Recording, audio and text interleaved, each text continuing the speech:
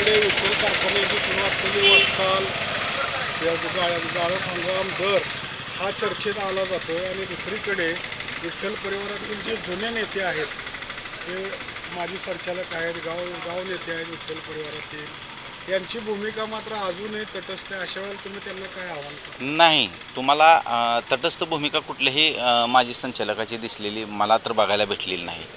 आणि हे इलेक्शन सगळ्यात महत्त्वाची गोष्ट म्हणजे हे इलेक्शन जिल्हा परिषद पंचायत समितीचं आहे.